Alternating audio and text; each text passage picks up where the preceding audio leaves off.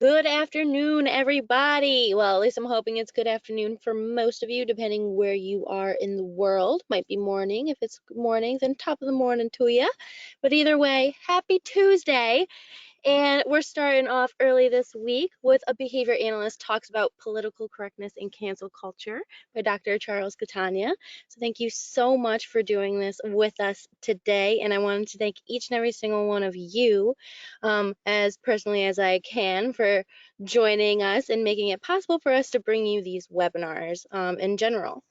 So this is going to be the first part of a uh, First Tuesdays series by Dr. Catania. So make sure that you are paying attention and sign up for our newsletter, but you're paying attention to our calendar in our webinar category. So this way you see the upcoming sessions and can sign up for those as soon as possible. But all right, so during today's presentation, you're going to have the chance to earn 2 CEUs. And during in the way that you're going to earn those CEUs today is by staying the entire duration of the webinar and also by answering poll questions that are going to be popping up on your screen. So please make sure that when you're signed in, you are not signed in only with audio, called in via your phone if you need CEUs. Even if your the GoToWebinar app on your computer or your tablet or phone is giving you some kind of connection issue, you can't hear, you can't really see, please make sure that you still are signed in within that app if you need your CEUs. If you're dialed in audio only, basically you're a ghost, and GoToWebinar doesn't recognize your attendance whatsoever. So we can't kind of give you any kind of certificate if we can't see that you're here. Alrighty, but I did send an email out with the handout, which is a copy of the slides. If you didn't get that email a couple of hours ago from support@bds.com, then you can go ahead and download it under handouts. If you have any trouble with that from the control panel, then go ahead and send us an email to support@bds.com and we'll attach it for you. Now, if you have any questions whatsoever, CEUs, recording, content, go ahead and throw them in the questions section of the control panel, and I'll be filtering them through and answering the ones that I can as quickly as I can. Otherwise, we'll save some time for some Q&A later on. Alrighty, but I'll get into more details about certificates and more about the polls when the first one pops up. So for now, I'll shut myself down and turn it over to Dr. Catania. Okay, well, greetings, everyone. You've got the title there on your screen, a behavior analyst. The behavior analyst is me, of course. Talks about political correctness and cancel culture. I vacillated a bit about whether I should even talk about a topic like this. After all, I don't want to get canceled.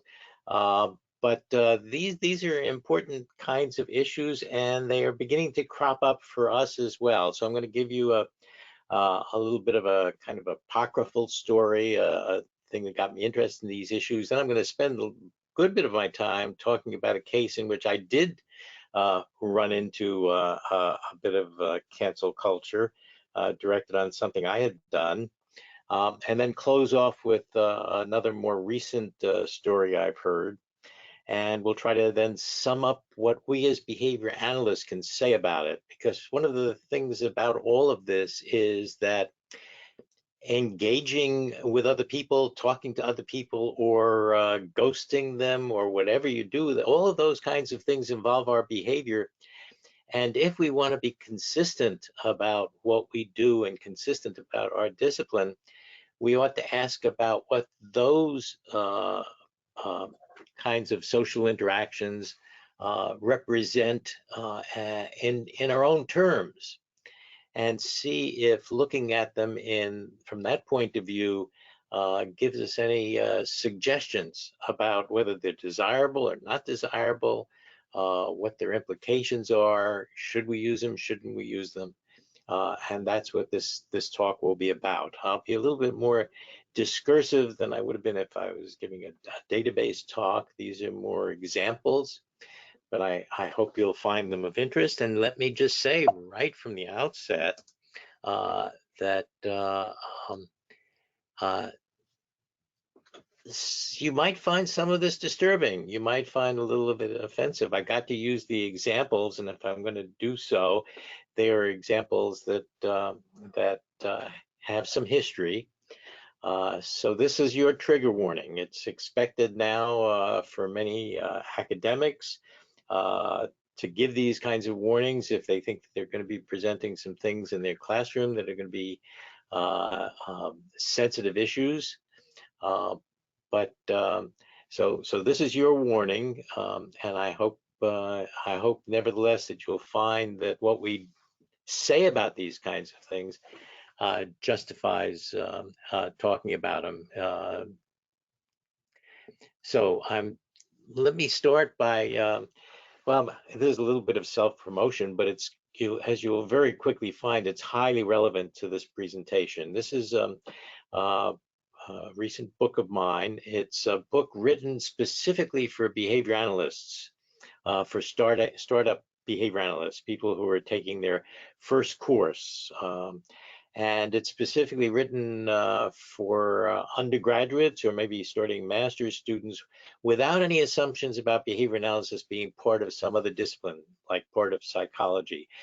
Behavior analysis is our science now, and this book attempts to deal with that. Its publisher is Sloan Publishing, and if you go to the URL that's down at the link that's down at the bottom of the page, if you're interested in it, Sloan will, and you can see that's got BDS on the end. Sloan will give you a discount and free shipping. But that's really enough of the promotion.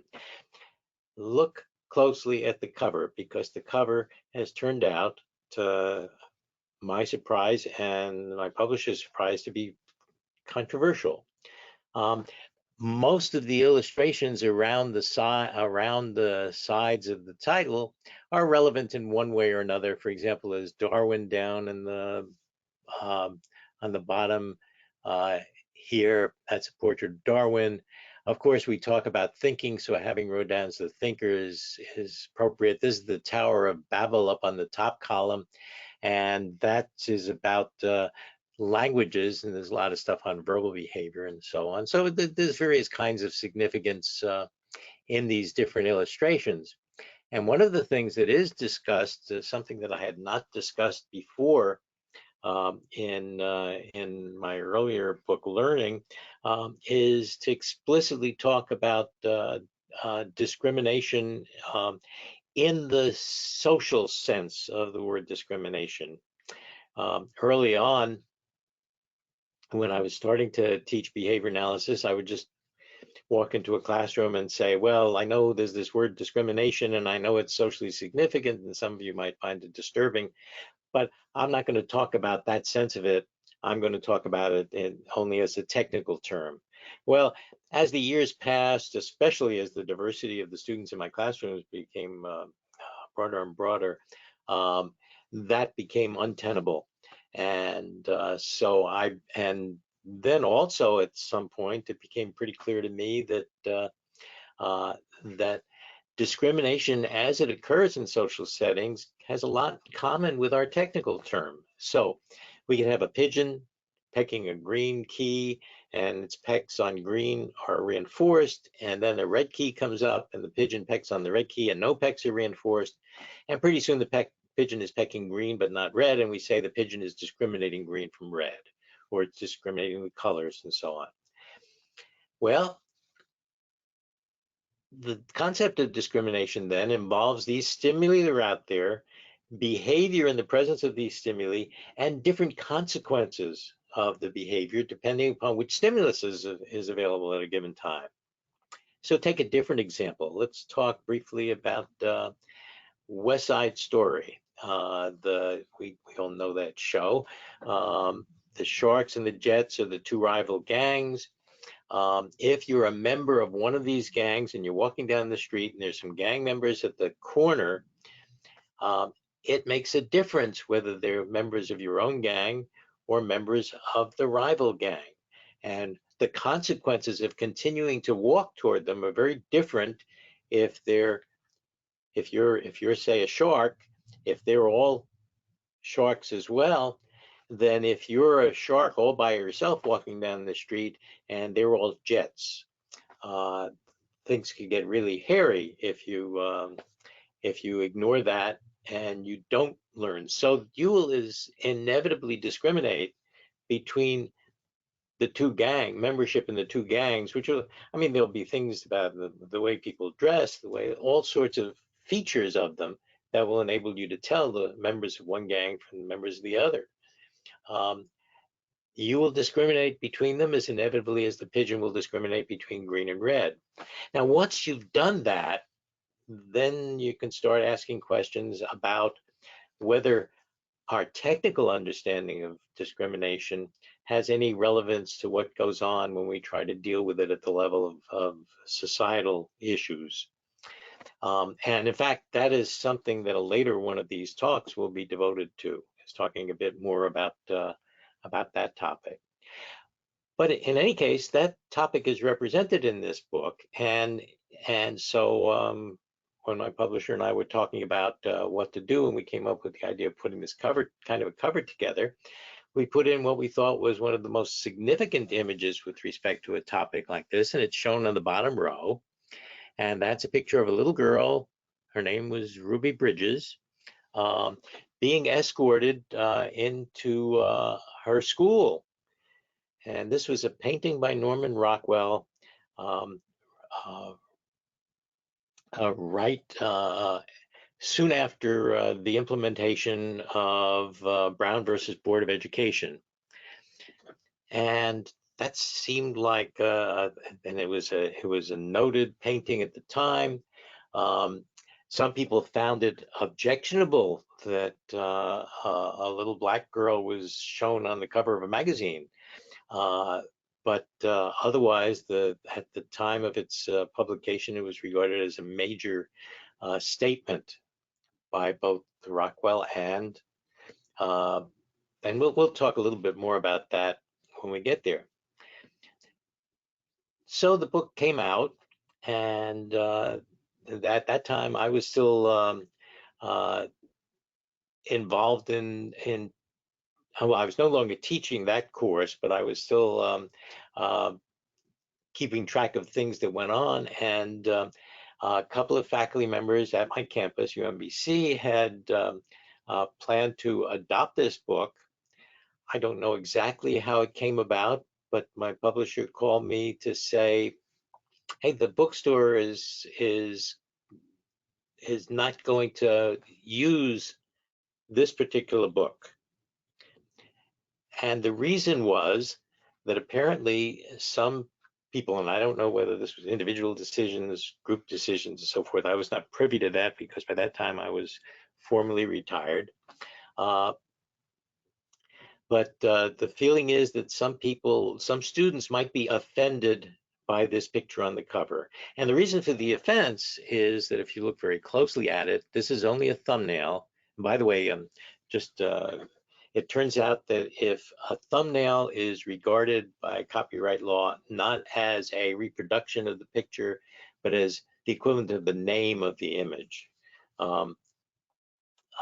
Anyway, uh, the point is that this image as a whole shows us what Ruby Bridges and her family were up against and how courageous they were in having her go to school under these circumstances, because one of the things is the wall is splattered with rotten tomatoes that have been thrown, and also you can see barely see that the N-word is painted on the back wall as well, and that was a part of it is visible, and that was what was regarded as a source of the offense. So the book was not used. Now I'm going to come back to that story in a little bit. But let me now move on to talking a bit about other things. But first, let's actually begin right away and get you folks practiced on answering a poll question. We'll see if you've been paying some attention. I hope you'll find this a straightforward question. Alrighty, everyone. So, the introduction to this presentation included an abstract that included its main points, a trigger warning about material some might find disturbing, both A and B, or neither A nor B. All right, everybody. So a blue box should have popped up on your screen. You should be able to select a multiple choice answer and press the submit button to lock in your poll answer. Whether or not you get the answer correct doesn't matter for your participation as long as you are actively participating in all of the poll questions that will be popping up throughout the presentation today. So don't worry if you get a question wrong. It could be further explained in a minute or two. But please make sure that if you don't know the answer, you do participate just in case. Now, for your CE certificates, all of this data and everything will be analyzed first thing tomorrow morning. So you will receive instructions on how to access your CE certificates by lunchtime tomorrow. So there's a little disclaimer there. About an hour after we end here today, you'll get an email from GoToWebinar. It'll say my name, but it'll come from GoToWebinar email address, and it'll have a thank you for attending subject line. And within there, you will be able to get a certificate of completion if you do not need your CEs and you CEUs, and you only need your certificate of completion. But all right, I will shut this down. Thank you so much for voting. And it looks like 2% said A, 41% said B, 56% said both A and B, and 2% said neither. Okay, what I've learned from that is that, yeah, I guess some people might regard my introductory remarks as a kind of an abstract. I didn't think of it that way. An abstract would be the sort of a thing that you see in a journal. So, but anyway, I'm pleased to see, allowing for that. I'm pleased to see those kinds of answers. So now let's move on though, and now let's. So here I'm going to just run through this. I want to start out with an example. You imagine a senior scholar in behavior analysis. This is somebody who's been a mentor to many students, a really substantial reputation for having made contributions to the field.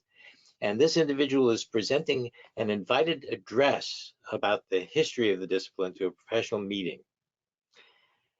And while discussing the admission procedures in graduate programs in the old days, he mentions that during evaluations of women's graduate applications, it was sometimes said that it could be risky to accept them. Any investment in mentoring them would be wasted if they went on to marry and have babies. At that point, the auditorium lights blink off, the speaker's microphone goes dead, and his presentation, which has just started, has been canceled. Now that is an example of cancel culture. Now this is a story that there are stories like it, bits and pieces, but I've put this together to get it all in one place. This distinguished scholar never gets to deliver his follow-up. And what would the follow-up have been? Had he been allowed to finish, he would have said that they accepted many women into the program anyway, based on their credentials, that some did in fact marry and have babies, and the ones that did, along with some of the others who didn't, they managed to find the time and the energy to excel in the discipline, and they became leaders in the field. So this was a distinguished scholar who liked to kind of provoke the audience. And the intent then was to actually celebrate the women candidates, and by telling that story of making a point of how that, not to say that that they were right to talk about the graduate applications that way in the old days, but to show that they did in fact admit these students, and these students ended up doing marvelously well in spite of the prejudices that went into their admissions. So, as I say at the bottom, I offer this story as apocryphal. I've heard stories something like it, but I've never attended such a session, so this is, for me, at best hearsay. But it serves reasonably well for the present purposes. And later I'm going to get onto the details of which I learned firsthand, which involves that picture of Ruby Bridges. But But let's now imagine what happens afterwards. No surprise if afterwards the speaker is less likely to make remarks like those above. Not going to joke, not going to try to surprise the audience by doing a switch from talking one way to talking. And maybe as a senior scholar who's becoming less and less active just because of age and so forth, I don't want to start making ageism comments that you'd want to shut me down about. But maybe this scholar, because of this particular experience, becomes less likely to give presentations at all. So if that's the case, this speaker was canceled in the middle of a presentation and then is less likely to give presentations in the future. So the consequence of cancellation look like the arrangement of a punishment contingency. From this speaker's perspective, the imposed contingency was aversive. Now, we behavior analysts have become more and more over time ones who make the recommendation that whenever possible, we should use positive reinforcement, that punishment, extinction, things that have aversive kinds of effects are ones that we shouldn't use in our practice. Don't punish the child's behavior. Rather, notice what the reinforcers are that maintain the behavior in the first place, and then try to use those reinforcers more productively. So, how should we talk about this? Was the cancellation appropriate? Does the continuation that the speaker had planned in his talk matter? And in such situations, what should guide us with regard to preferred collegial practices? What should we do? Do we, as a discipline, look at this by looking at this as a punishment or a contingency, an aversive contingency? Do we want to argue that we should, whenever possible, not impose this kind of contingency because we don't impose punishment contingencies for behavior in other kinds of situation? And we got a substantial history of discussion of the reasons why we don't use aversive contingencies. They typically produce side effects. They do all kinds of things. So here's what we've been talking about: whether we should regard events of this sort, and political correctness, by the way, is a similar kind of thing. If you say certain kinds of things and then are criticized for saying them because you weren't politically correct, that could also be regarded as an instance of aversive control and punishment in particular. And we should also consider whether an analysis of the contingencies can be clarified by an analysis in terms of signal detection. And that's something I'm going to talk about in a little bit more detail in a moment. Signal detection is a way of evaluating the effects of contingencies. It came out of sensory psychology, and we'll talk about that in a moment. But already, I think we've time to have the second poll question. Alrighty, everybody. So it looks like, oops, looks like I didn't launch the right one. Oh, looks like I just messed up, actually. I apologize, everybody. Hang on bear with me 1 second. I apologize for my technical error. I launched the poll question, and once I launch it, I kind of messed it up because I clicked it I did a double click instead of a single. So bear with me 1 sec as I just re-upload it into our system. I believe I can add another one. I can, perfect. Thank you guys so much for your patience. I apologize for this time.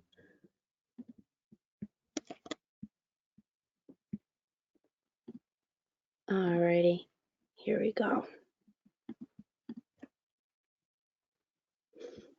All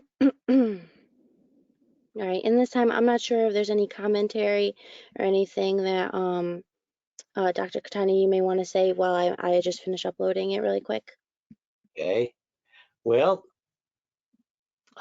signal detection that we're going to be talking about shortly, I'm pretty sure the whole question is not about signal detection, actually. But signal detection was a procedure that came out of sensory psychology because when you observe a stimulus, you can respond in appropriate ways or inappropriate ways. So a pigeon pecking a green key or a red key, if the green key is the one that's correlated with food presentations, then if the pigeon responds when green is shown and that response is then reinforced, we could call that a hit in the sense that the pigeon picked out the stimulus that was the one to peck at. If the stimulus comes out in red and the pigeon does not peck on that, that's appropriate as well. That's what the contingencies were designed to do, to get it to peck on green and stop on red. But the pigeon could do something else. Green could come up and it could fail to peck. And if it fails to peck, that's a miss. And on the other hand, if it comes up red and it pecks, we can call that a false alarm. The pigeon responded, out, here we go. This is actually a repeat of question 1. So can we move on to the second poll question now that Yep, you got them up? this is actually the second poll question. The introductory example, a speaker's comments about former graduate program admission procedures, describe criteria for. And all right, everybody. Sorry about all of that. I did a double click. I had actually did the exact same thing Dr. Catania just did. I read an introductory example and I thought I was launching the first one. So I did a quick double click and once you launch a poll question, you can't launch it again. So I apologize and I thank you for all of your patience there. All righty. Thanks for voting so quickly too. So I'll shut this down in about 3, 2, and 1. All right. So it looks like 9% said admitting minority candidates, 10% said racial quotas, 81% said admitting women applicants, and 0% said Hispanic and other ethnic quotas. Interesting. So 80% of you folks out there followed the example. The other 20%, I'm going to ask you, what were you doing? Were you paying attention to the presentation? If you want to follow the later things, it's probably a good idea to worry about the earlier ones. We'll have some more poll questions later, and let's see if we can get a little improvement on the response to that. But remember, the last thing I was talking about was signal detection and how that can be involved in both in stimulus kinds of things, people who study sensory psychology. So this is a sort of a summary of the way those kinds of things work. We're talking about the stimulus response arrangements that you can come up with in stimulus detection. There is either a stimulus, some criterion is present, like for the pigeon, the green key, or there's no stimulus or the criterion is absent, like the red key, which is not green. If the stimulus is there and you get the response, if you're a human observer and you say, yes, it's there, then we're going to call that a hit. If the stimulus is present and you say no, it's not there, you've missed it. On the other hand, if it's, in the pigeon example would be the red key, if the stimulus is not there and you say, yes, it's there, that's a false alarm. If you say it's not there, then you correctly rejected it. Now, where are these kinds of things relevant? They're relevant all over the place. And actually, it's a lot more sophisticated than the simple table of the 4 categories goes, because you can also take statistics on the kinds of errors that people make, the number of false alarms they make, the number of misses. And based on those kinds of data, you can judge bias toward one stimulus or the other. You can make judgments about the sensitivity to the stimulus and so on. But think about the ways in which you might use. Supposing you're talking about cancer screening, whether you're looking at x-rays or you're looking at the results of MRIs, some and you're trying to do diagnoses, if you've got, well, let's use X-rays as an example. If you've got an X-ray that does have, in fact, in the image, a sign that this person has a malignancy, then if you see it in the X-ray, then you treat the malignancy.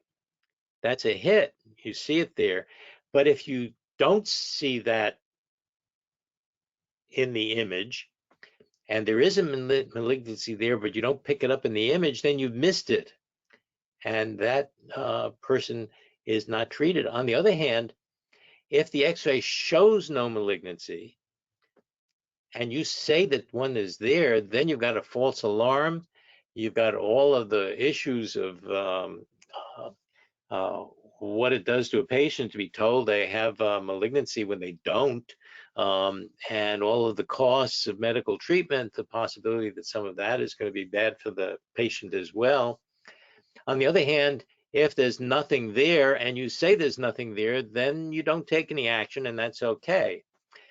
In the medical field, what is curious is that because it involves extra costs, the medical establishment seems to be more concerned about false alarms than about misses. They're more worried about putting time and costs into a diagnosis that's incorrect and saying that something's there when it isn't, than missing something when in fact to the patient the cost of not picking up a malignancy can be really substantial. Actually, we transferred some of this stuff over to journal articles. In times when I was involved in journal editing, we very explicitly started to talk about manuscripts and the judgment of manuscripts in terms of these same kinds of contingencies. So you can have an article which has some you have an article come in, someone has submitted this for publication. Either it's a sound article, which makes some contribution to what we know about our discipline, or there's some kind of a flaw in it. Maybe the data were treated inappropriately. Maybe there was procedural complications, so that there was something wrong with the study that was, and so you have these two possibilities. You can, for whatever the article is, you can either publish it or not publish it. So manuscript comes in, let's say it's a good solid paper, got interesting data, and the editors review it and they accept it, and this article gets published, it makes its contribution to the field, that's a hit. On the other hand, if this article was a sound article, but the editors are hypercritical or one of the reviewers misread something, and because of these misreadings, the article gets rejected, then you've missed out on publishing an appropriate article. And there might be other side effects of that. For example, if this was a young scholar who had submitted it, she might be coming up for tenure and won't have that paper in her CV. That's an issue. On the other hand, if the article is flawed and it comes in, well, if it's flawed and it comes in and the editors pick it up and the reviewers pick it up, and then they say, no, we will not publish it, then the flawed article is rejected.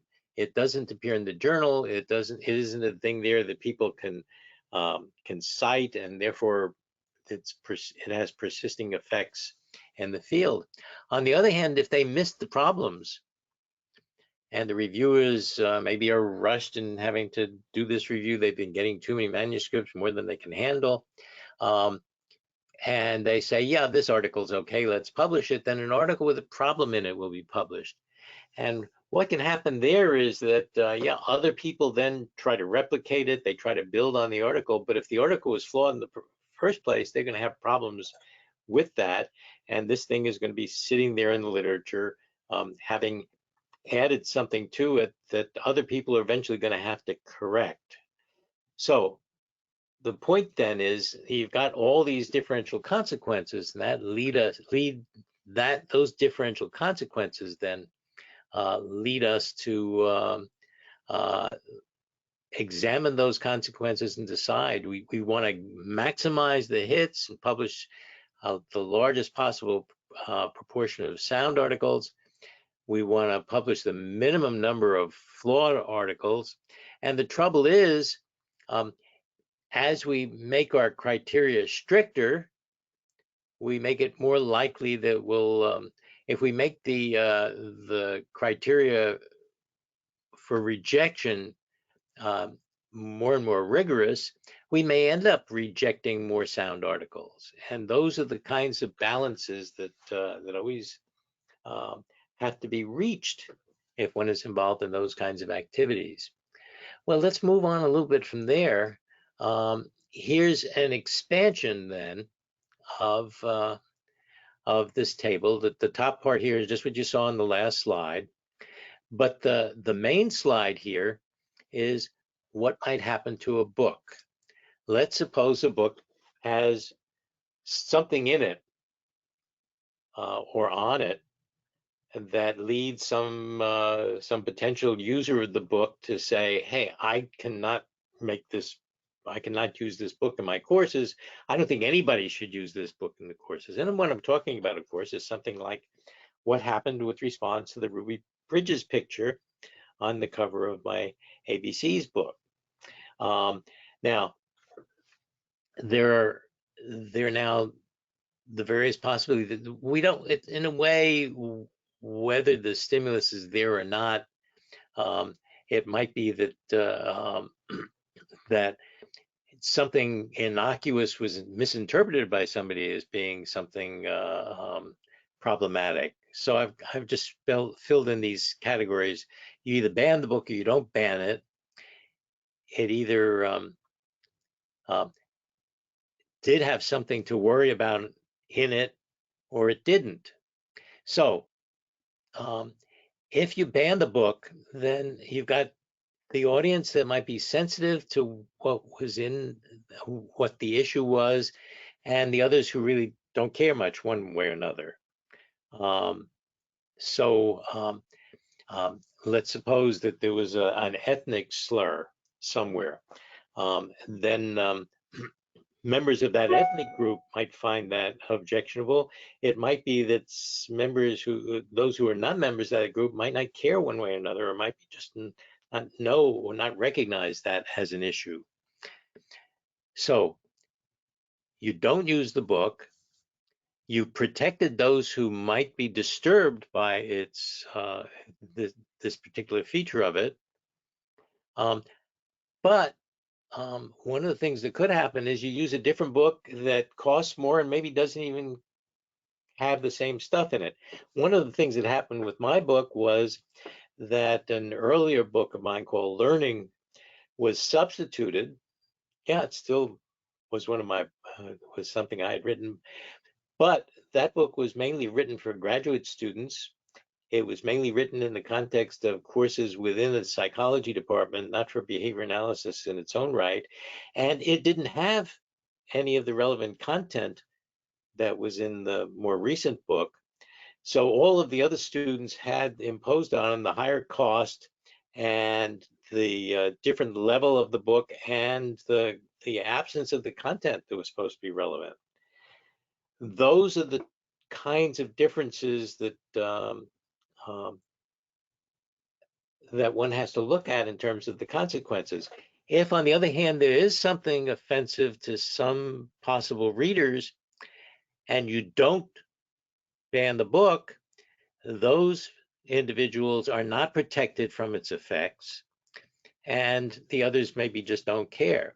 Now, if there's nothing there, essentially you get a table in which the only thing that happens if you ban it is you have the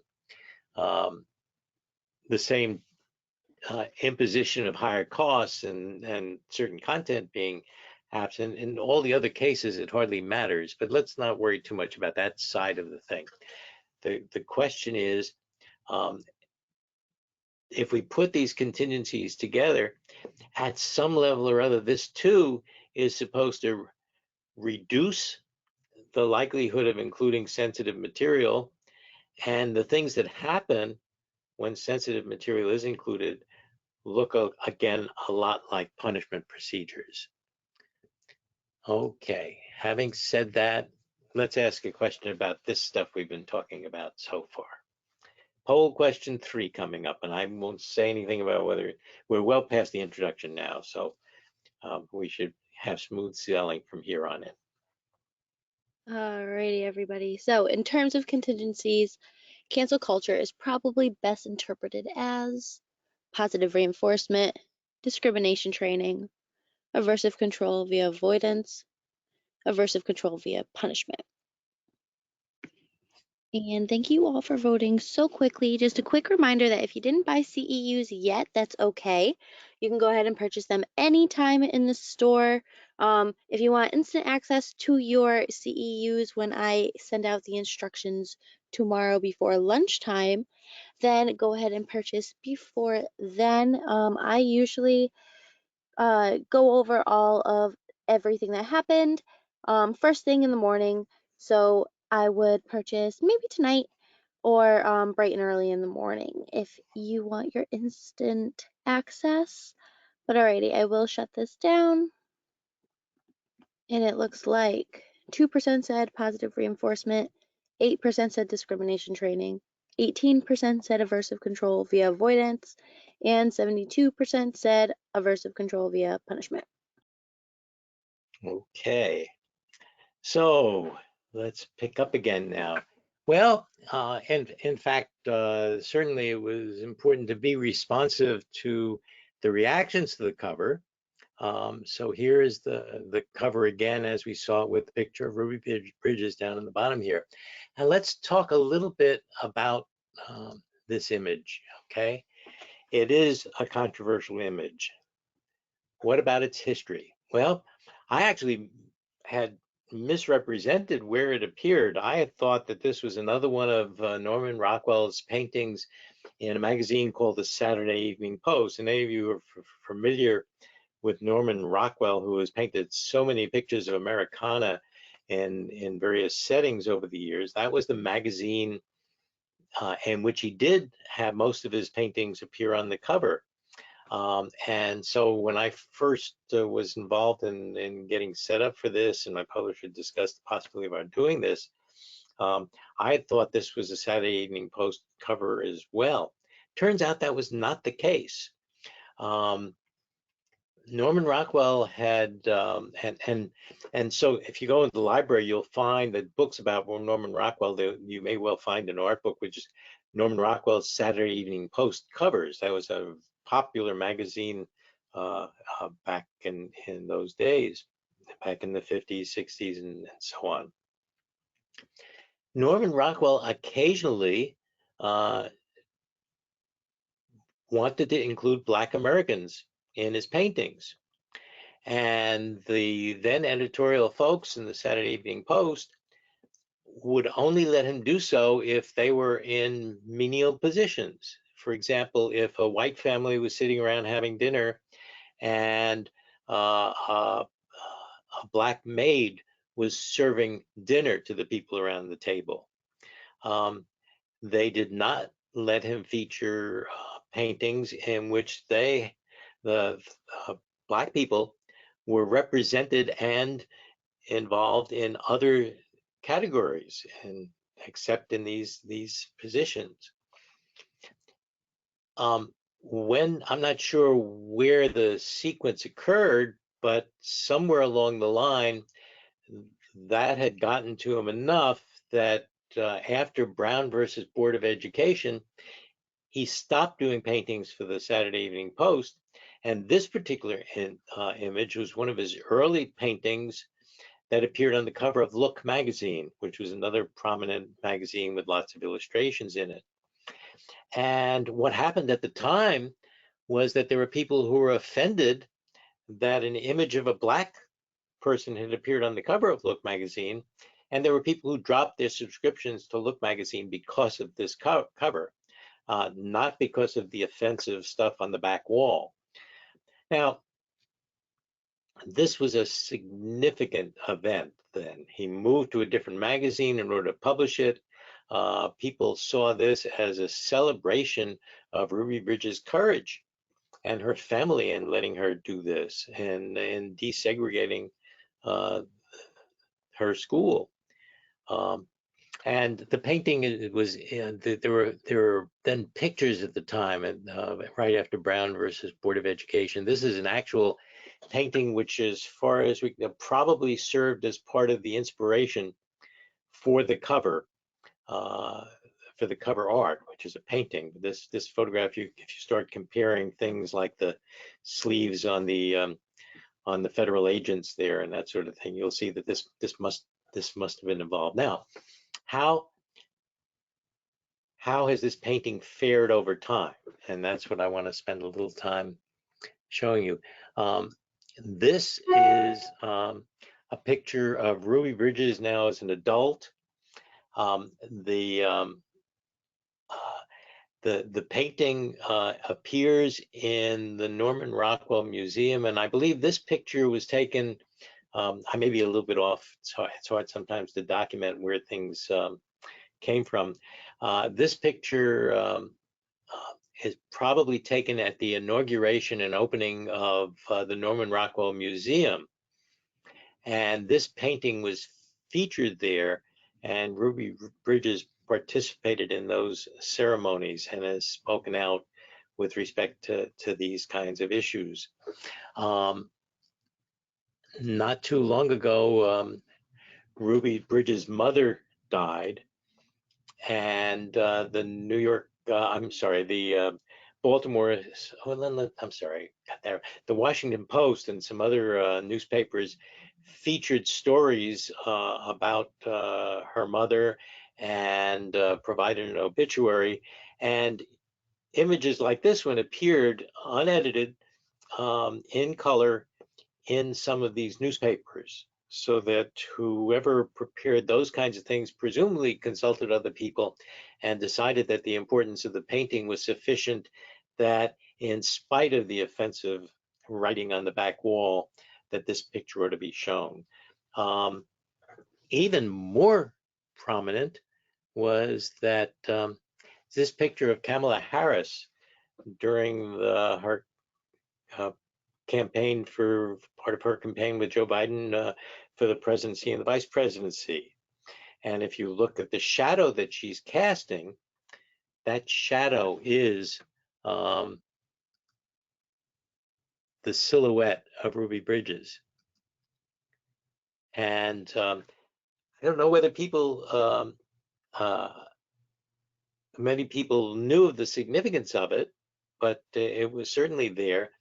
And one of the arguments for celebrating Rockwell's original painting is so that people can recognize um, these other kinds of appearances when they occur in other places. And one more image, Barack Obama had this picture on the wall in the White House. Um, and I believe that's Ruby Bridges there looking at it with him. So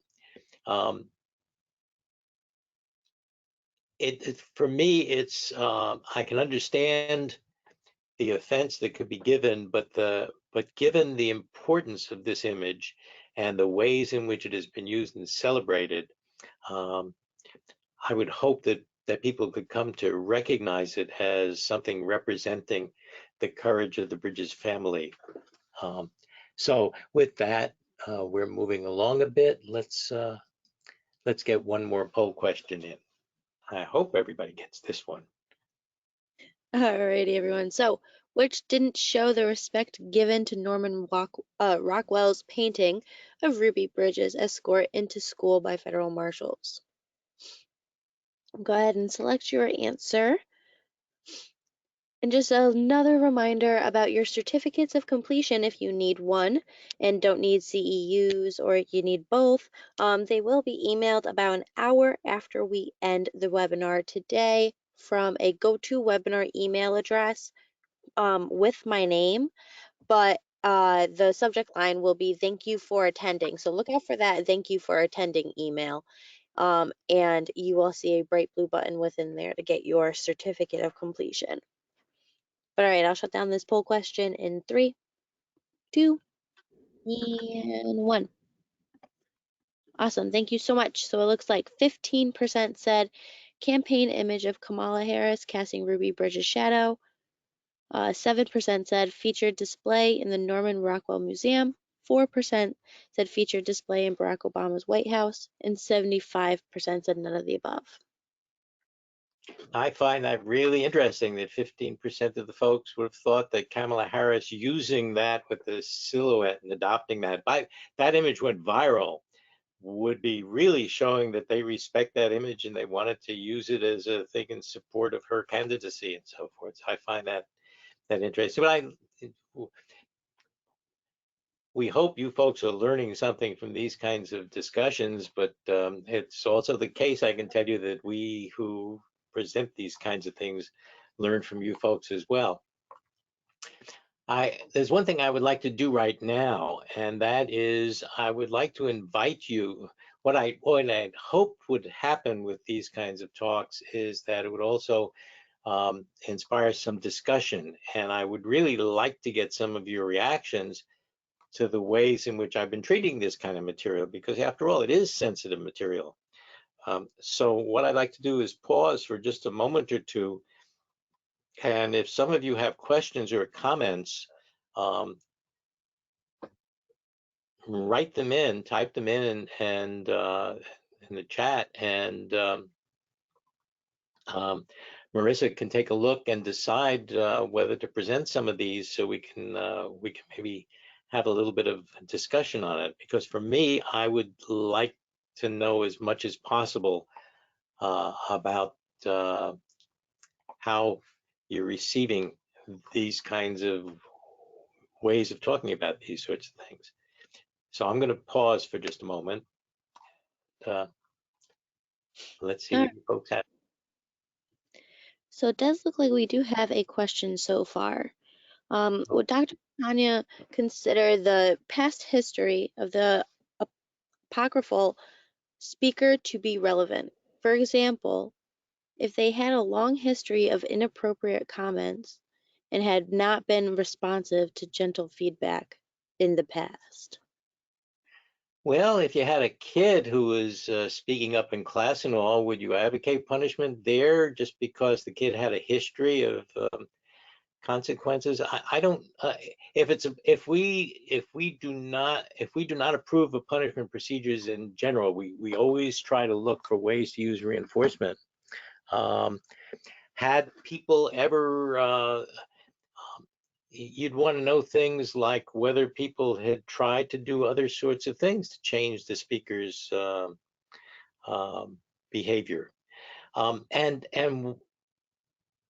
that's, they're difficult judgments. Remember that one of the points of this was that what was offensive was the introductory part of it. This particular example was when assuming that he's saying, well, we looked at these women candidates and we then made these comments about them. But if you don't know that where the speaker is going is to make that point, that's the way. And talking about what other people were contributing. This well, I'm sort of, it's apocryphal, yeah, so we don't know, but supposing this is somebody who was not saying I did this sort of thing, some of my colleagues did, and this was fairly common. And by the way, I suspect it was common back in those days. I've talked to some of my colleagues. Celia Gershenson, unfortunately, we lost her just this past year or so ago.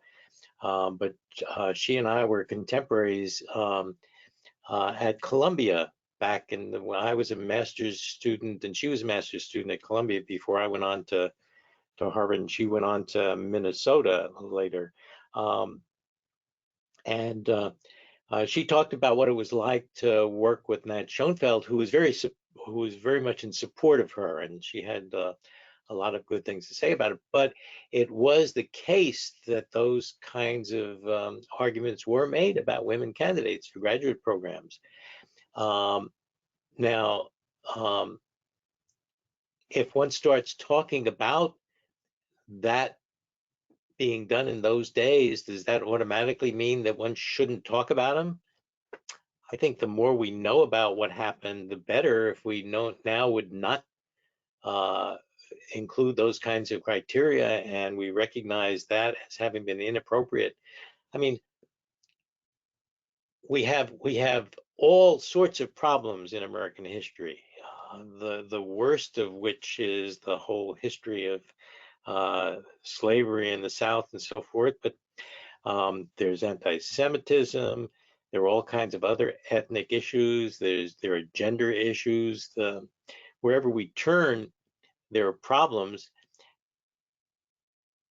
If we're going to talk about those kinds of things, do we want those talked about in a situation in which there's this constant availability of potential of aversive stuff happening? We know, for example, from the stuff on pre-aversive stimuli that was conducted by Joe Brady and a slew of other people back in the 60s and so on, that if you have ongoing reinforced operant behavior, rat pressing a lever and producing food, and a stimulus comes on, a light comes on, and after a couple of minutes in the presence of that light, an electric shock is delivered, we know that will disrupt the ongoing food reinforced behavior. Now, if we at our professional meetings are constantly operating under the possibility that somebody might close down individual speakers without an opportunity for redress, is that the kind of procedure that we arrange? Yes, we might want to educate each other. Of course, not we might, we should. But if the behavior is inappropriate, we don't usually, I don't know that the history matters much if we haven't taken the shot at trying to change it without using aversive consequences. So that's an answer off the top of my head. I'd probably want to clean it up a little bit, but I'd welcome hearing back from either the person who posed it or anybody else who wants to discuss this further. Alrighty. Oh, So, yeah, I'd particularly like to know if anybody has found the way I've been talking about things disturbing.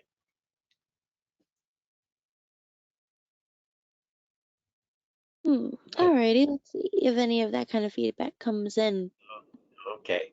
And by the way, I'm pretty sure that anybody who puts in a chat of that sort, they're certainly anonymous to me, and that will stay that way. So don't be concerned about that issue. Okay. So we're ready to move on a bit, do you think? Okay, let's. Okay. Now, what did we do about it? Remember, this was the cover, and after some discussion, yes, it did seem sensible. If some people might be offended, then there were other things to do. Of course, change the stimulus, and this is a picture of the Birmingham lynching memorial. It's part of it's connected with a museum in Birmingham. This is I haven't ever been there. I've only seen the various views in the photographs, and this is apparently an oppressive place to walk through. These are all solids suspended from the ceiling by rods, and you walk under these things, and each of these represents a county in Alabama. And at the bottom of each of these are the names of people black people who were lynched, typically black men, who were lynched I believe there were lynchings of black women occasionally as well, but correct me on that if I'm wrong. But in any case, walking under these and seeing the names, and these have a certain resemblance to coffins, is an impressive thing. So in some ways, this image itself could be disturbing. If it's disturbing, does that also mean it shouldn't be shown? Well, it's on the cover, and probably the thing is, most of the people who see an image like this on the cover of a book would not immediately know enough about its origin even to be disturbed by it. But in any case, the new version, and here's a comparison of the two covers. And in place of Ruby Ridges here, a second printing was brought out, which has the Birmingham Lynching Museum. So the same kinds of issues are represented. And just for a little bit of cleaning up of things, these were finches that were sort of tied with Darwin, and that image was replaced as well. There was also a little bit of problem spacing, and that is a photograph of the Holocaust Memorial in what used to be West Berlin, in Berlin. And the Holocaust is mentioned more than is a topic that is brought up in the book. So picking up from there, then. I'm sorry. There's now a note in there, and in this one, at least, the cover is mentioned better. But where the lynching memorial now appears, the cover on earlier printing showed a thumbnail of Rockwell's "The Problem We All Live With," and though the image celebrated desegregation, it included graffiti on the wall behind Ruby Bridges that a few readers deemed potentially disturbing to some students. And so that issue is at least corrected.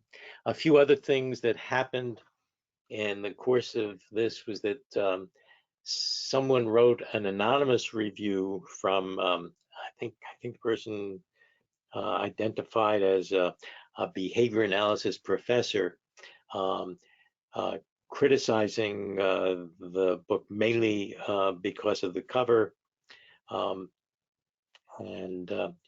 so these were examples of the kinds of things that happen that I think many people would regard as instances of political correctness. This, I would not talk about my own involvement in this in the terms of cancel culture as much as political correctness, but I do want to suggest that these are all social contingencies. There are all sorts of social contingencies that people engage in.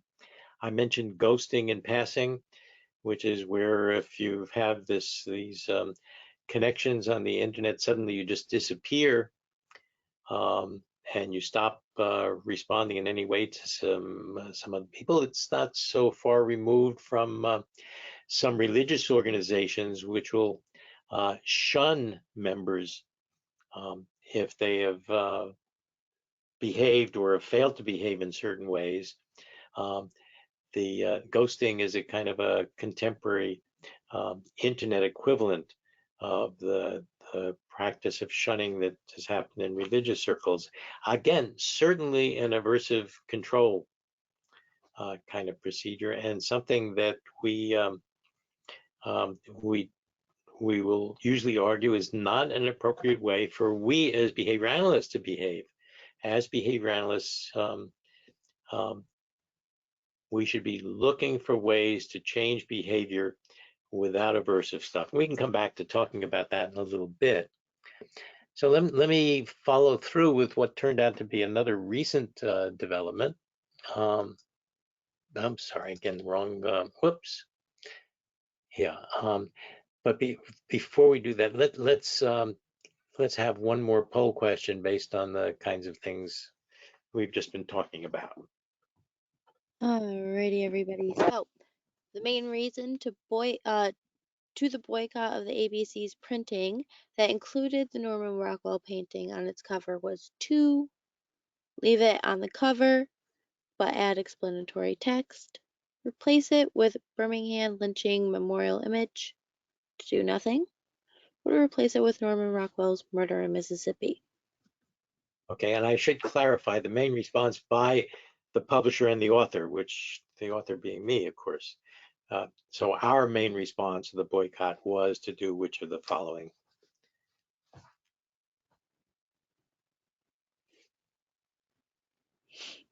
Alrighty. Thank you all so much for voting. I will shut this down in about 5, 4, 3, 2, and 1. Alrighty, so it looks like 9% said A, 77% said B, 14% said C, and 0% said D. Okay. Yeah,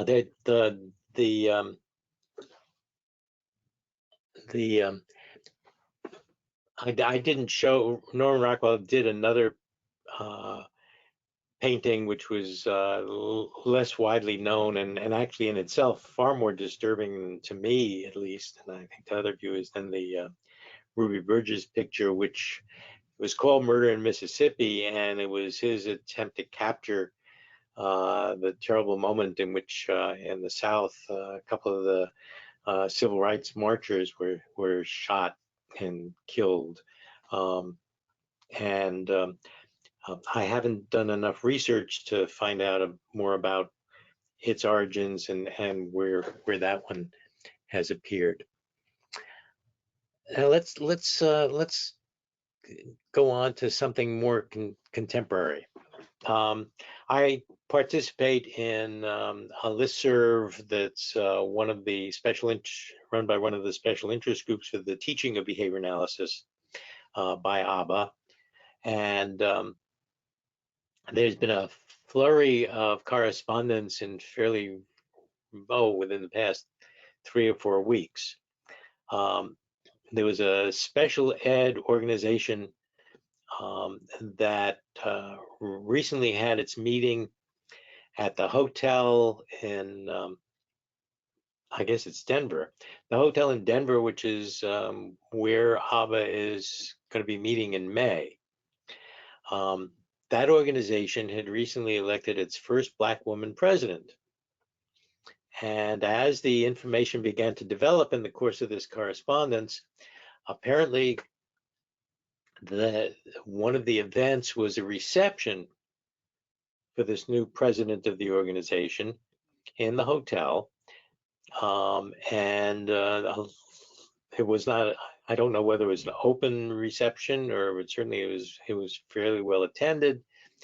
People celebrating the president of the organization, and the hotel security people went to that reception, and without warning and without giving suggesting that they were too noisy or any kind of reason, they shut it down.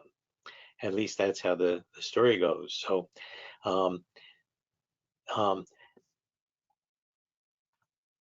now, given that ABBA was, the correspondence that then emerged following that was that given that the hotel had done that to that organization, ABBA would be concerned with defending its position and wanted to shut down and wanted to boycott or cancel the meeting of ABBA in that hotel coming in May.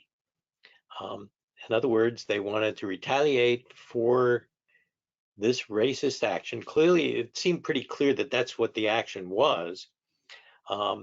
And the debate, and a substantial debate, went back and forth.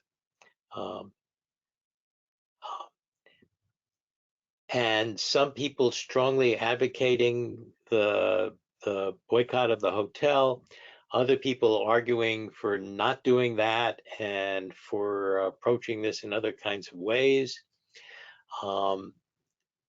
people began accusing each other of different kinds of positions, and it got heated along the way, which has often been the way things have gone when we had issues in the past in all sorts of places with regard uh, to political correctness issues and so on.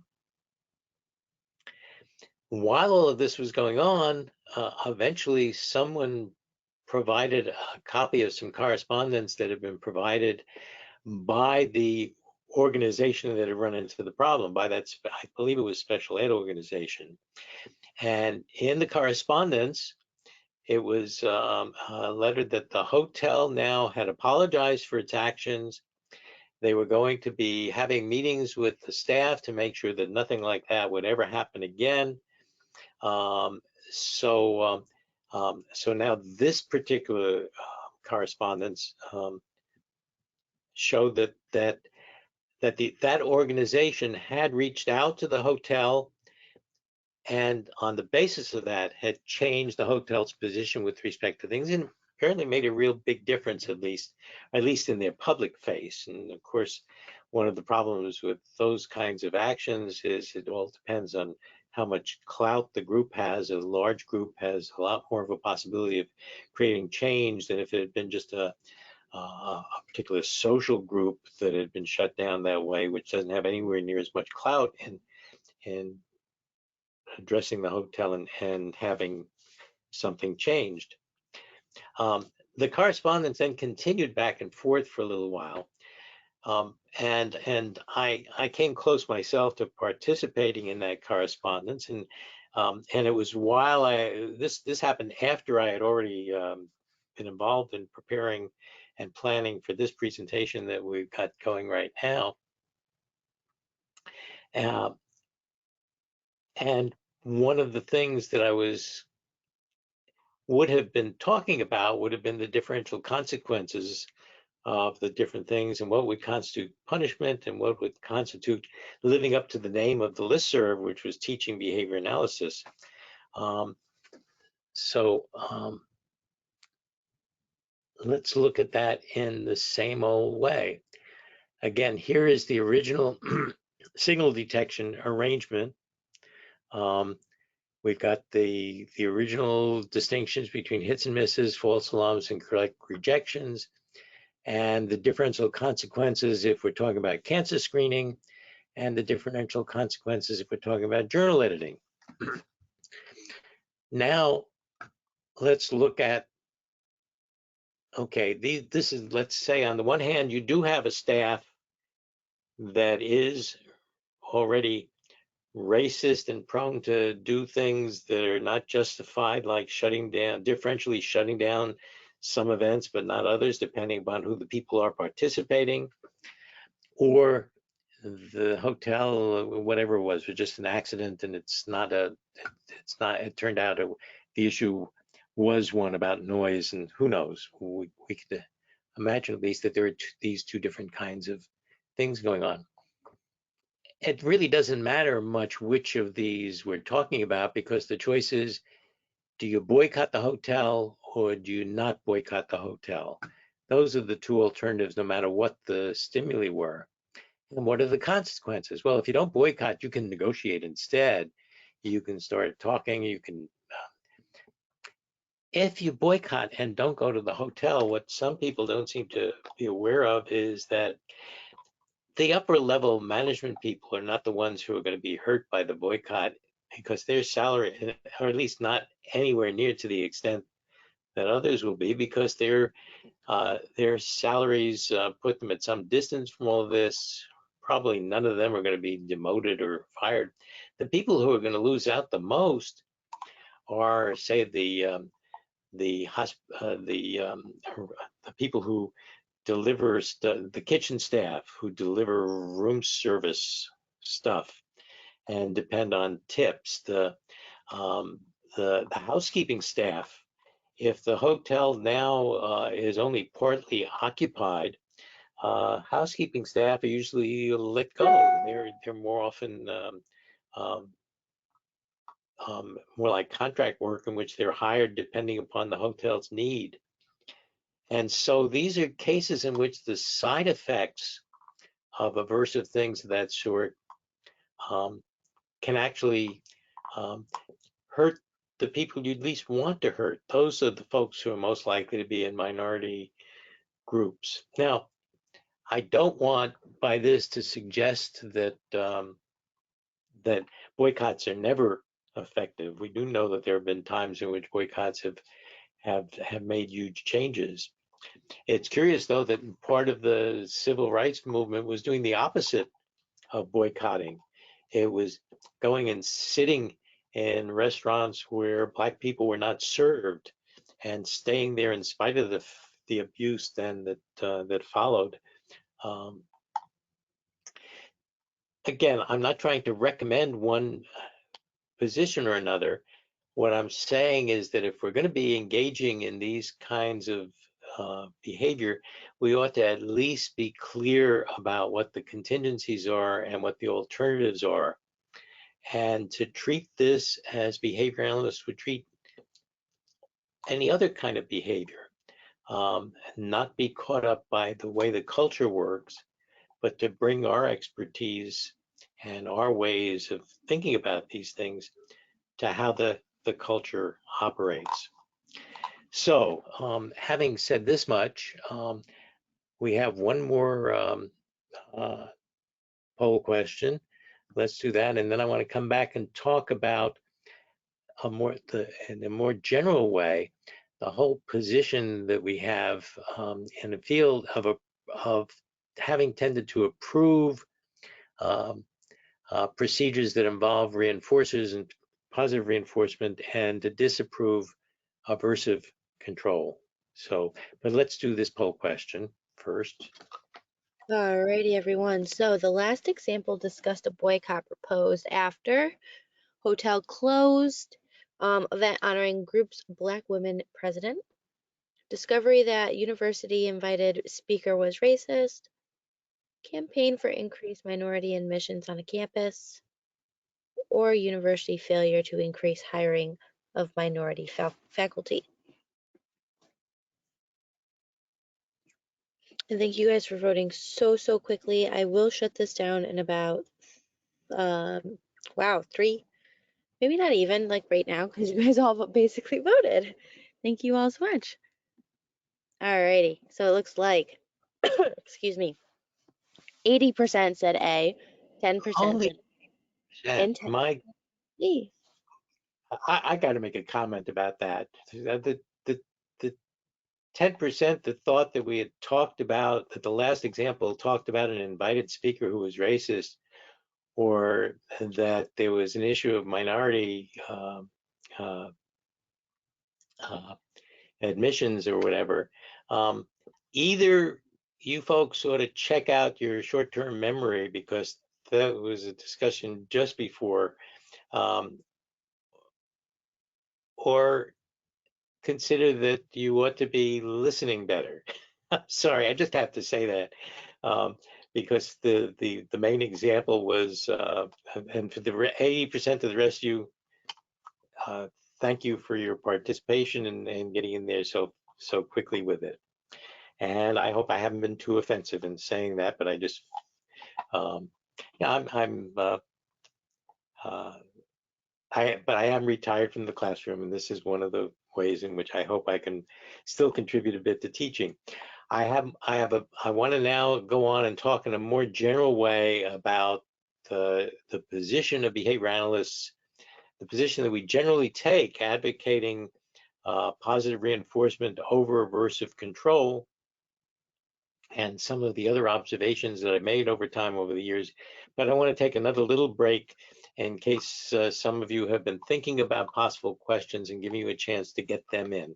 Because for me, again, I am really interested in what you have to say about this and about the level at which we're discussing these kinds of issues.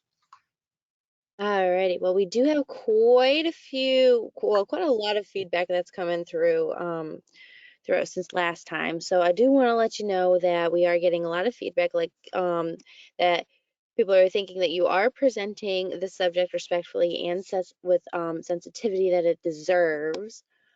But I may have a challenging question for you if you're up for it. Oh yeah, definitely. Alrighty. So, Hope I can. one attendee is kind of questioning the amount of focus on your book, and their concern slash question is about what seems like an excessive focus on your book, which they feel like is taking away from a broader topic of how ABA can influence cancel culture. Something you want to try to tackle, or I, what?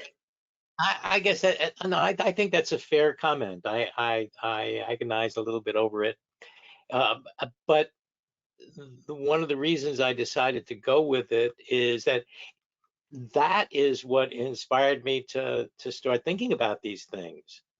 I would not have probably been as sensitive to the stories that have gone about people being shut down and giving talks at regional meetings, or about this latest event, had I not had an experience in which I was uh,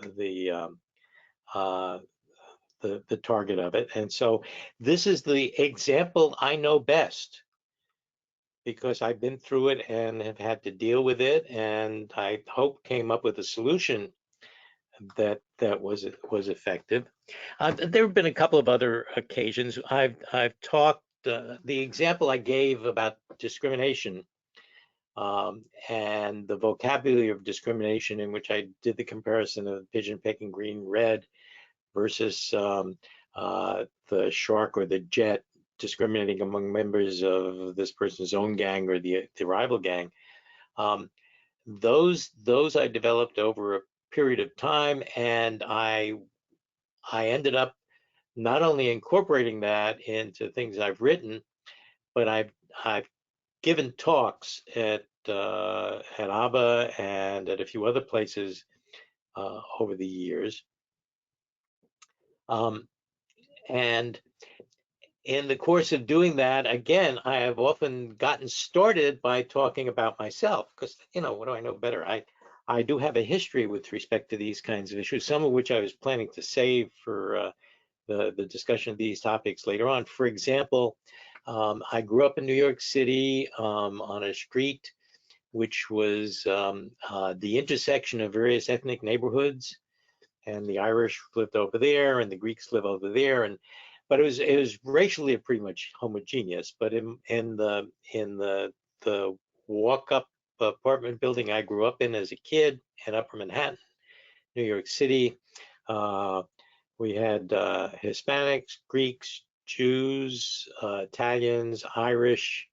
Um, Next building over was a Scandinavian friend of mine. Um, so I have had, fortunately, uh, um, lots of interaction with different ethnic groups right from the start. Also, when I was in high school, late in high school, I began working summers in the New York City hospital system in order to help to earn some money, of course. And I continued that throughout several summers. Usually I was substituting for people who were on vacation, and ward attendants, people who were in the outpatient department. And I spent um, summers, part of that was summers working in Harlem Hospital. I was the only white kid with that kind of a summer job. I have the hope that I didn't displace. Apparently, I was told that it was hard for them to fill those jobs, so I don't think I displaced that. The just about the entire staff, um, the nurses, the ward attendants were black, although black was not the common way to just to talk about race in those days. Um, most of the doctors were white. Um, but among the things I learned were that there were all kinds of variations within the groups, and they were just as they were in any group. There were some people who probably resented my being there, but by and large, everybody was really very helpful to me. They protected me from getting into problems and trouble, um, because you're dealing with people with medical issues and so forth, and they didn't They protected me from things in which I might have caught something or had problems.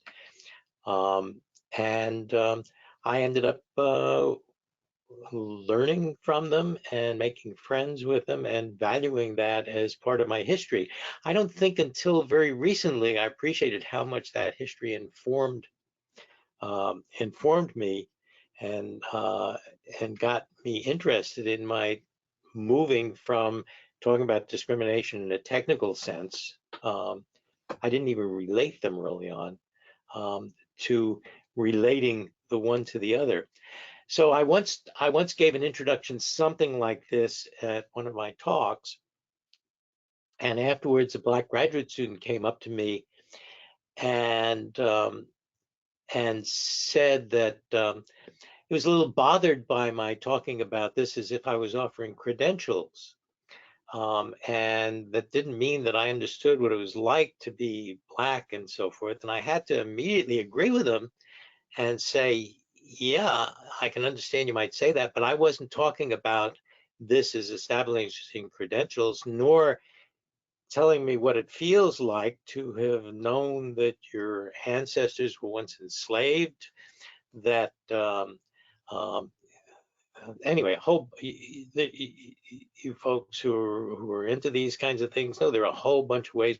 I said I was mainly giving this as information um, about how I became interested in these issues. And I hope you will all receive it that way. I'm not saying that I have special authority in knowing what it's like to be a member of a different group. We have a lot to learn about all sorts of things. But as we do so, I hope we will always hold fast to the principles of behavior analysis, and that we will try. And we do not have the numbers or the clout to create changes. Certainly, we may contribute to that in our own little ways. But maybe if we're clear about where we're coming from and we're clear about our own principles, we can at least clarify some things and work a little better on where things go. For example, when I come back in one of these later things to talking about discrimination in the social sense, I will be spending some time trying to distinguish between what we call discrimination and what we call prejudice. And I think that although these words tend to get back and forth as if they were somehow equivalent, and yes, they do involve differential treatment. The people who are discriminating and the people who are prejudiced do treat other groups differentially. But I think they have very different sources. I would like to reserve the word discrimination to the case in which you have these different kinds of stimuli, and the consequences of responding to one of them are different from the consequences of responding to the other.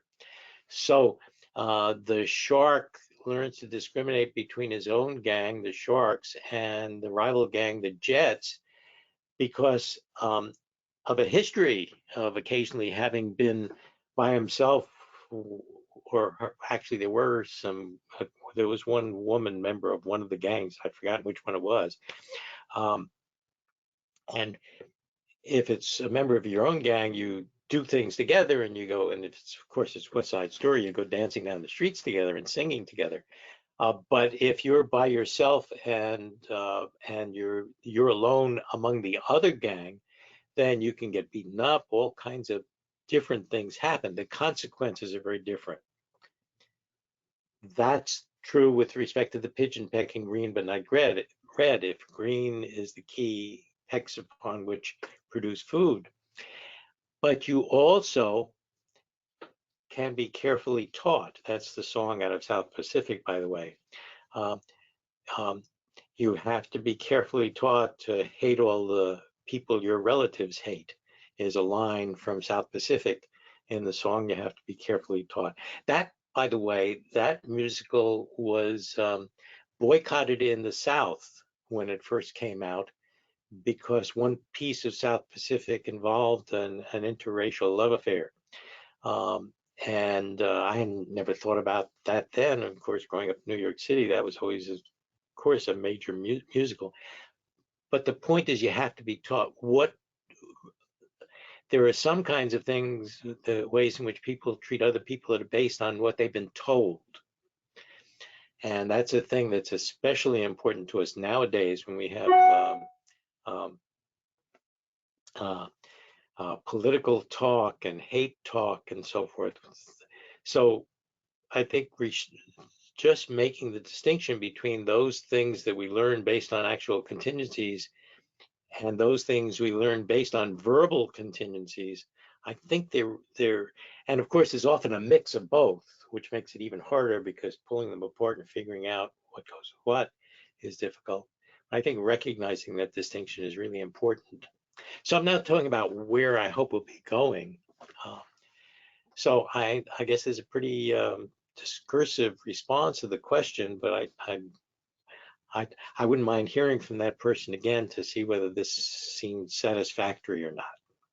And apologies then for spending time on some of my own stuff.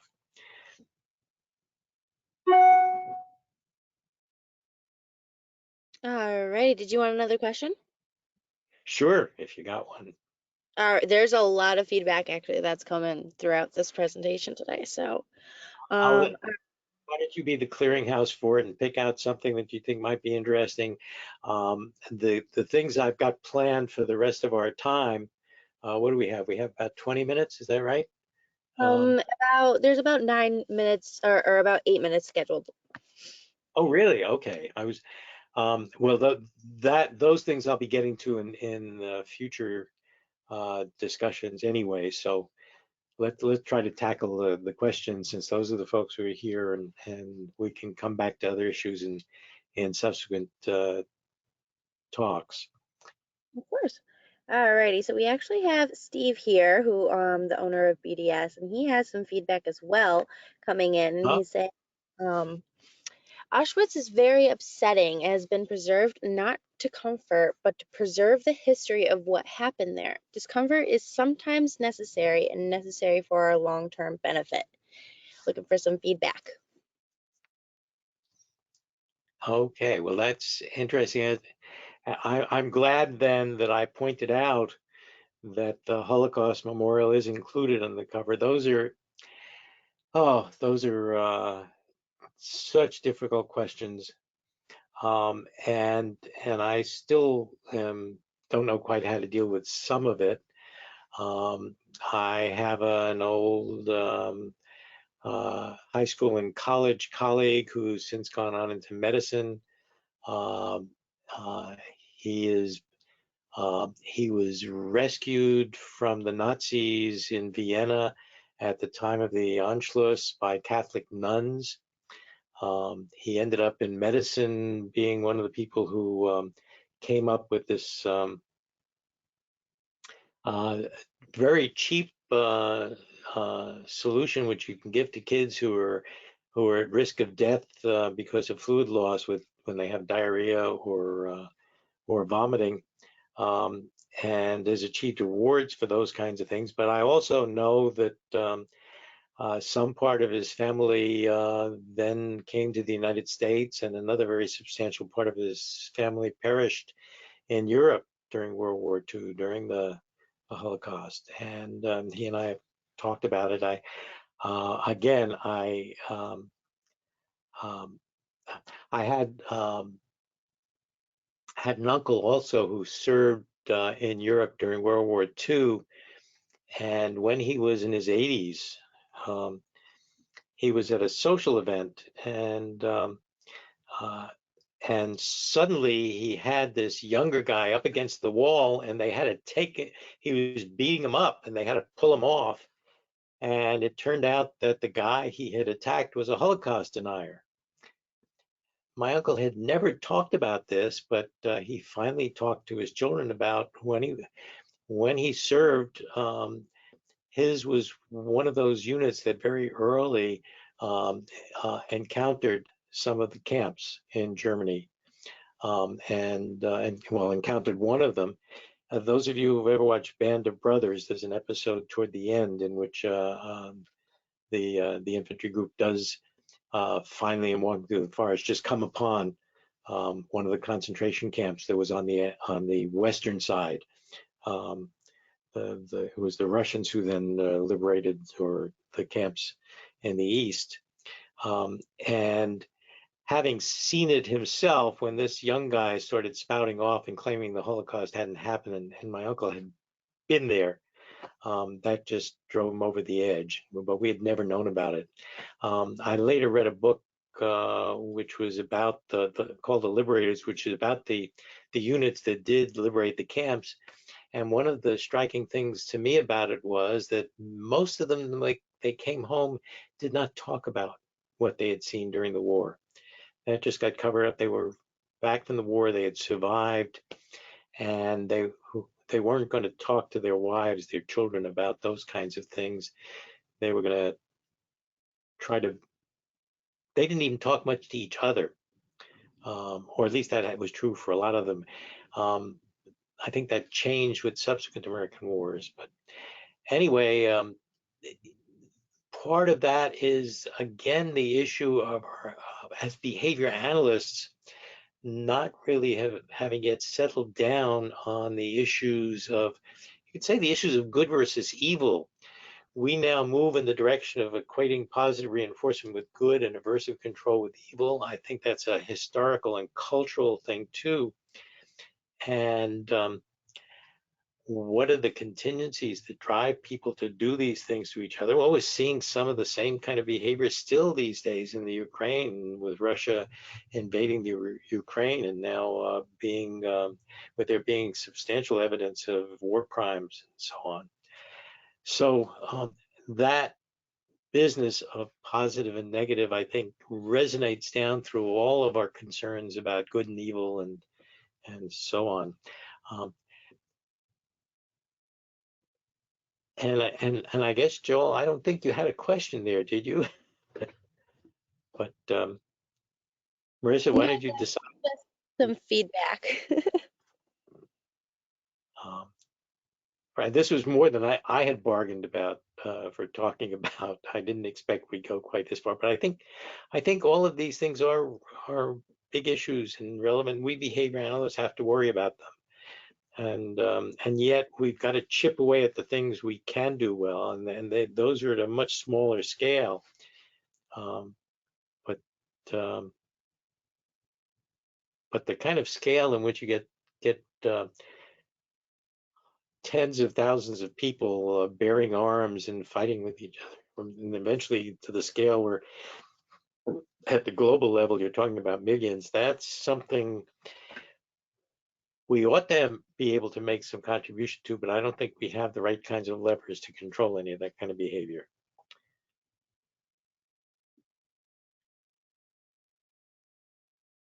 Alrighty, are we doing another question? It's up to you. I Uh, can go a little if people would sure. like to.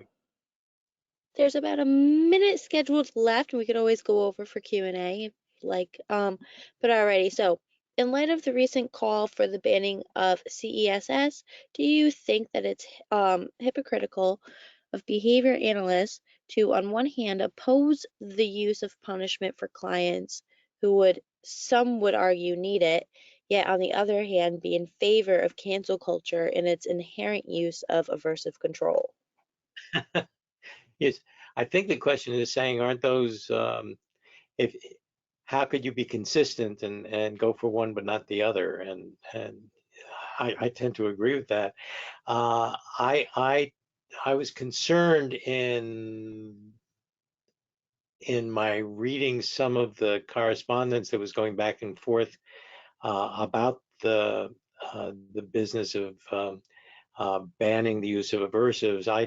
I do think that the argument that you absolutely have to have aversives in some cases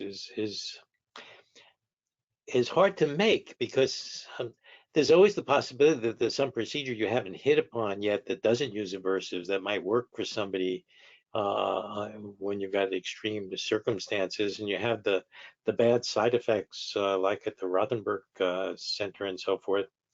But there's another piece of it that I think we also have to keep. It's not just what happens to the individuals who are subject to the aversive consequences, for whom punishment is the behavior of which is being applied. Punishment is being applied. I've got to be careful there. I want to always talk about punishing and reinforcing responses, not individuals. And that's harder to do with punishment, by the way, than people make the mistake with reinforcement. I think it's a mistake. But we're more likely to do it with punishment. We punish individuals rather than punish behavior. But there's another side effect that we as a field have to recognize. Lately, it turns out I've acquired, with the past few years, I acquired a new neighbor who happens to be involved in special ed, and I've also run into some people who are teaching it. And what's come up on several occasions is people talking about parents with ABA PTSD. So here, parents with traumatic stress disorder because their children once had ABA treatment. And typically this is with parents whose children are now adult, and the ABA treatment was Lovas treatment back in the 70s and 80s, in which Lovas did in fact use aversive control contingencies, did use punishment. And now these parents are said to have PTSD from the ABA treatment. Lovas has called his methods applied behavioral, with the AL at the end, applied behavioral analysis. We call ourselves, our name is applied behavior analysis without the AL. Most people don't notice the difference. But that terminology is still out there. People who have had kids who've gone through it, or who maybe had also knew of a niece or some other, or neighbors' kids back decades ago, will still remember these kinds of things, and changes in that come very slowly. Now, I also have a former student of mine who's now involved in running a place for the teaching of kids on the autism spectrum, which is actually right here in Columbia. And she also has commented to me that when parents come in, some of them are very suspicious because they've heard that ABA could involve punishment. And this is bad press that's hard to get by. It lasts a long time. It's like problematic political talk. Once it's there, it's hard to change it. People believe the big lies in politics. Well, once they've heard enough of these stories, and the stories have gone around, and the stories get repeated, and the more extreme the stories get, the more people get a rise out of the audience, and therefore they'll tell those stories more often than the ones that don't bother somebody else and don't get a rise out of the audience. So these kinds of things proliferate. And if that's a side effect of using punishers, not the effect on the behavior to which the punishers are being applied, but on the behavior of all those people who are potential consumers of what we have to offer, that's a big side effect that I think we'd want to really, really avoid. And so even if you told me that punishment was occasionally effective in specialized cases, for somebody to say this organization approves of punishment, to the extent that people can say that about us, that may be more costly in the long run than the effect on a very small number of individuals, especially when we don't know whether we might be, with further work at it, come up with something better. The fact that you haven't been able to do it with reinforcers doesn't mean it can't be done. It means that we've been unsuccessful with these particular individuals in these particular cases. So follow up on that. And Marissa, if you have more comments, they've got to get on to bigger momentous stuff like what we've been talking about, and not little detailed things. Anybody who wants to come up with any specific question or comment for me, my email address is easy to come by. It's Catania, if you can spell my last name, at UMBC, place from which I'm retired now, but I'm still having an emeritus relationship there. So it's catania@umbc.edu. Send me an email with the question if you haven't been able to squeeze it in here. I'll try to get an answer to you. I only ask you to be patient. My email box is always too incredibly full, and sometimes things get lost in it. So if you don't get an answer back from me in a week or two, no problem, try again. I'll eventually get back to you. I'll try to be prompt, especially, and ask easy questions so I can answer them quickly too.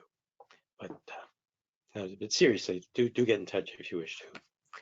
So Marissa, do you think we have anything else that justifies continuing, or do you think we ought to just move on? Alrighty, yeah, I think we actually can move on. We're actually, if you've stayed up until this point, then you have qualified for your CEUs if you've answered your poll questions as well. As I said, I'll be analyzing all that data and attendance tomorrow morning, so you will have your instructions to you by lunchtime. You will receive a certificate of completion about an hour from now. Um, as I said, it'll say, thank you for attending in the subject line from my name, but a GoToWebinar email address. So don't try to search support or marissa@bds.com because unfortunately you won't find it from there. But all right, everybody, I think that's all. Oh, let me just get a last word in. What? Um, the future talks that I'll be giving, I hope they will continue to have this kind of character involving some give and take, and I hope I did not conceive of them as being something which is sort of a one-sided thing, which I just give a presentation and sign off and that'll be it.